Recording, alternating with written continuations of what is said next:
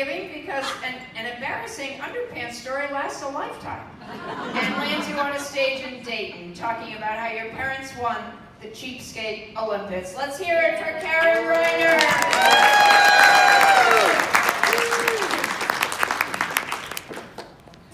Hi, my name is Karen, and I come from a family of lovable tightwads.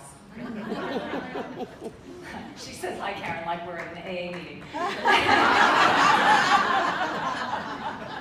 So there were multiple ways in which my parents pinched a penny when I was a kid, and I only have 3 minutes, so I can't get into all of them. But the thing that embarrassed me the most about their stretching of $1 was my wardrobe. You already heard about the homemade underpants. So anything that didn't come from my mother's Kenmore sewing machine came from a dingy discount store in suburban Philadelphia called Artie's. Artie's is for smarties.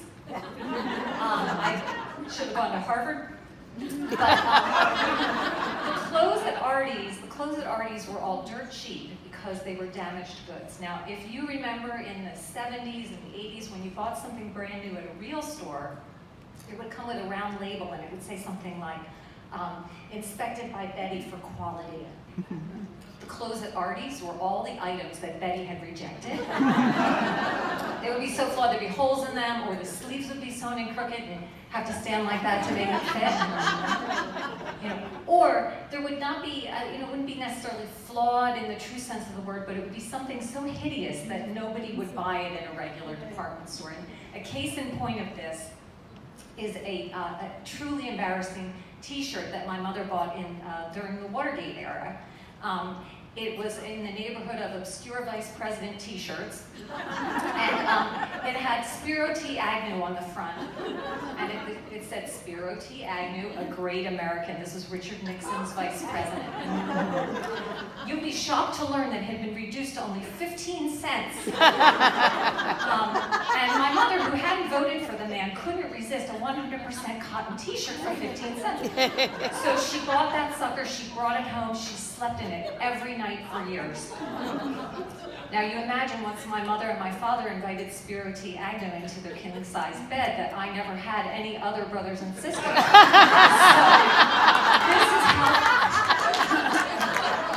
this is how thrifty they were. It was 15 cents of guaranteed birth control for a decade. So I was embarrassed by the clothes in Artie's, so as soon as I could, I bought myself a real outfit in the mall with a huge label, and I went into work knowing that no one would make fun of me because my labels wouldn't be slashed, I wasn't wearing seconds.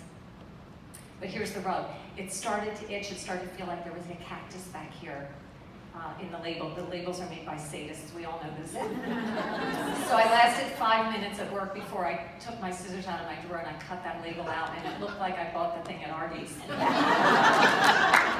And I'm about to get buzzed, but this was the moment, this is a really deeply personal moment for me here. This was a moment in my life when I really started to appreciate my parents because I realized I could spend a lot of money on expensive clothes to impress other people only to be miserable myself. Yeah. Or I could feel like $1 million in a vintage cotton T-shirt that reminds me how much I love my frugal mother.